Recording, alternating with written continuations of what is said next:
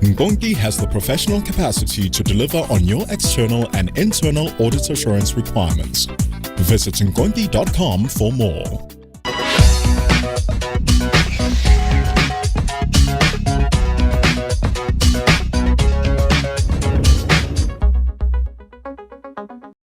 Welcome back. Mervyn King are now talking about integrated thinking. It's the latest business buzzword and can benefit a company and its key stakeholders. Our guests are Mohammed Adam from Eskom and Graham Terry from SAICA.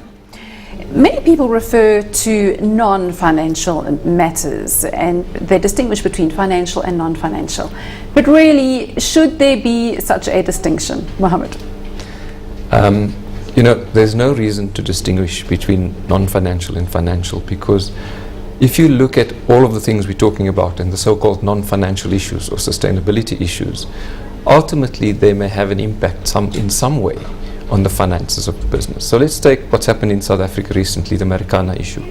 It's an issue around managing and engaging with stakeholders, ensuring that you have healthy relationships with stakeholders. We don't know what the reason is and who's at fault, and that's not the issue. The issue is a breakdown in relationships has led to a prolonged strike that affected not only the company itself, but the whole country in terms of economic consequences. Now, how do you tell, was that a financial or a non-financial issue to start with? If we could rewind a year ago and the board was charged with this matter, would they say that the stakeholder issue is a non-financial issue? And I would suggest they'd be horribly wrong if that's the way they approach it. Because it really is business reality, is that you rely on all these different capitals. Yeah, absolutely.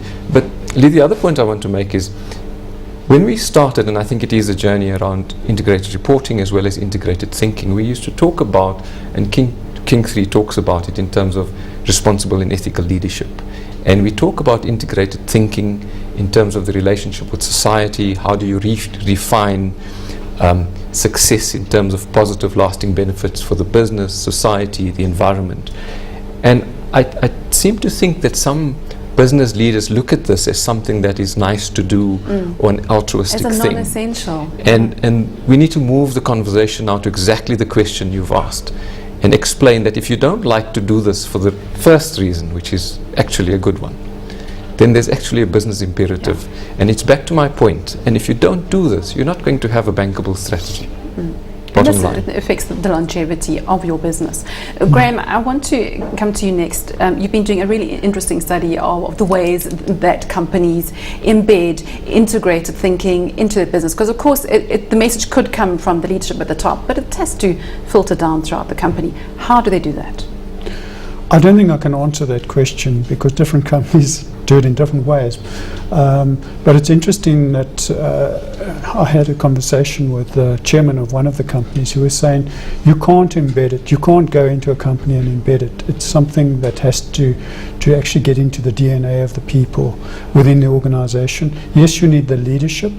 You need people to direct and to have the vision and so on. But it's very, very difficult to actually pull people together and say, now you need to think in an integrated way. It doesn't work that way. Is this not just a matter, Mervyn, of getting your senior exec to put in strategic objectives which are not only financial but which cover the other capitals? Is that a way of getting it done?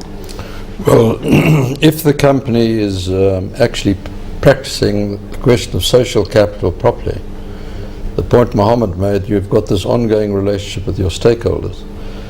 And the company and senior management should be constantly informed about the legitimate and reasonable needs, interests and expectations of those stakeholders.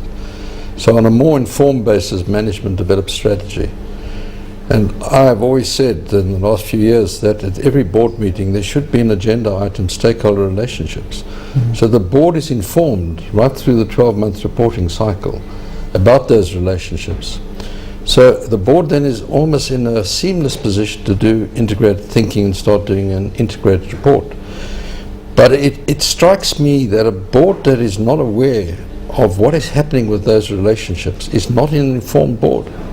And it can have oversight over the strategy proposed by management, but it's not an informed oversight. So you really have to get it into the management of your business. Eskom has been doing this. I really admire your systems. Tell us how you've done it. Well, as I said earlier, Leigh, if you look at, because we're a state-owned company, because we're an energy company, early on you're forced to actually think across the capitals. So you have a shareholder is demanding not only about financial sustainability, but affordable electricity, a rollout of electricity to communities, impact on the environment. So you have that starting to be set as the KPIs that the shareholder sets for the business. That then drives your strategy. So it's almost inbuilt, and the two reasons, because if you're an energy company and a state company, what we've then done is, because all your incentive schemes then align back to the shareholder compact, you then have a good, and you can use whichever model you want, balanced scorecard, but you then had not only at leadership level the commitment and buy-in to this, you actually had it supported with very real measures in terms of executives as well as the rest of the organization being compacted on key performance indicators that include measures other than financial measures. So for example, we have safety as one of our key performance indicators, our safety performance. We have reducing our environmental footprint. We have contribution to the economy of South Africa as some of our key performance indicators. To keep the lights on. To keep the lights on. But there's another point, and I wanted to raise this with Graham, and maybe he can pick it up with the leadership as he engages with them. Are leaders not being a bit coy about the impact they have on the organization? So, you've always had the stories. If your chief exec walks around with a tie, all of a sudden everyone has a tie. When he doesn't have a tie, all of a sudden the rest of the executives don't wear ties. So the influence from the tone at the top is huge. The question I have, if it's not filtering down, are they setting the right tone at the top?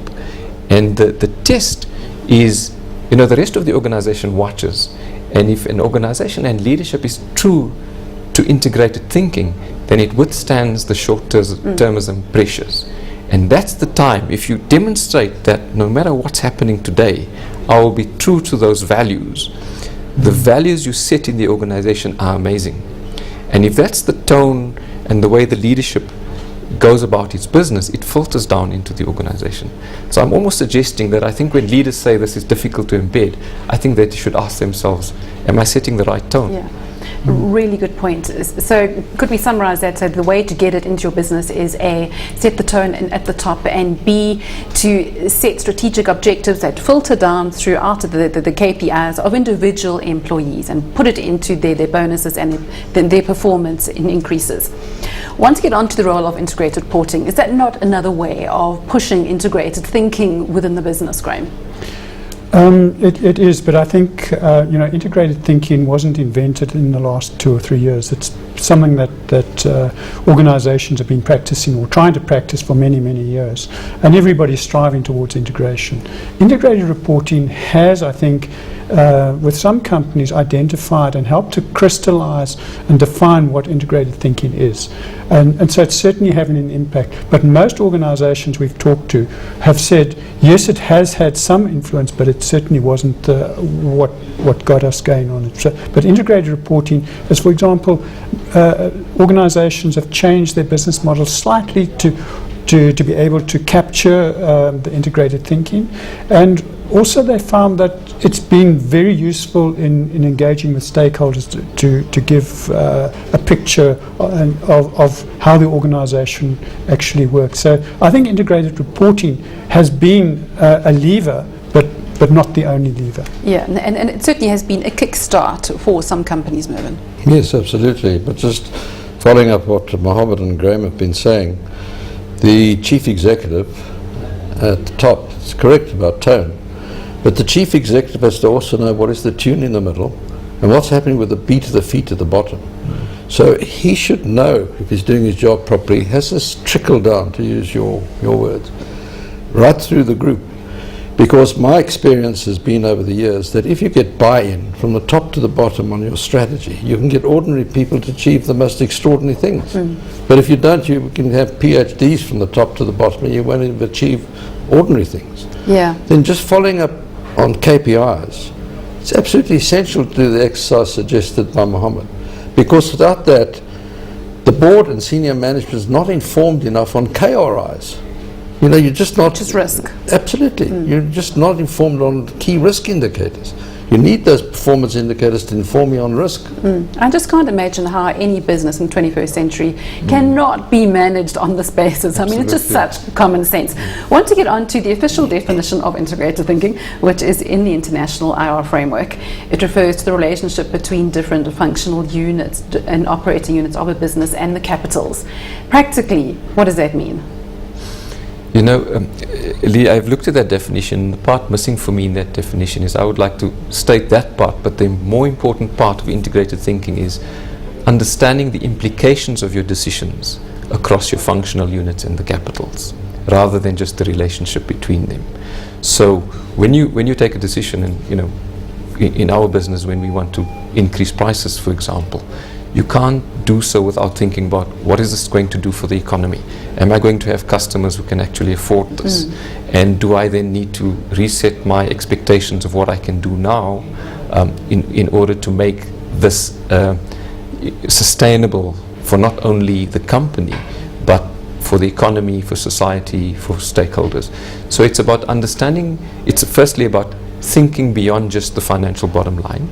And secondly, it's about understanding the implications of your decisions and how they affect the relationship between your operating and functional units and all of the capitals. Well, the second part of the international IR definition does refer to value creation. Yeah. So how does integrated thinking, what is the link between integrated thinking and value creation, Graham?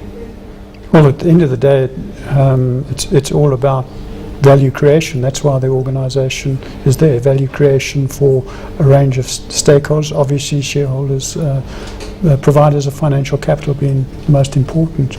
But if you're going to achieve that objective, you've got to understand that you're managing these different resources, or capitals as we call them. So you know, that it's how you manage those, what the influence is that creates that value in the short, medium and long term. So could you say that value creation, Mervyn, is just the consequences on each of the capitals that you use in your business? No, it's looking at them on an integrated and interrelated and interconnected manner, because in the 21st century you just cannot look at the financial outcome. So you're looking at how has the company made its money, the impacts of that, and the impacts of the output, its product or its service. And the question is, what are the positive enhancements?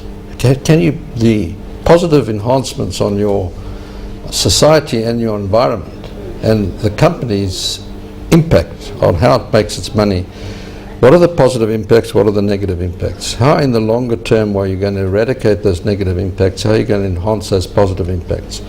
And you've got to inform in your integrated report about that, so that the investor and other stakeholders can make a more informed assessment about the long-term sustainability of that business and true total value creation.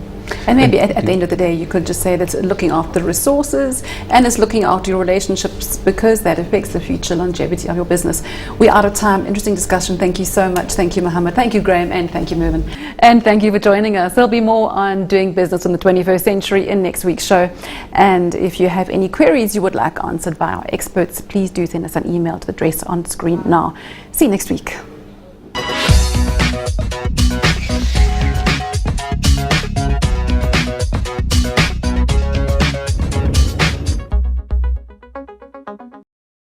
Now is the time for change. Doing business in the 21st century was proudly brought to you by Nkonki, the external and internal audit assurance providers.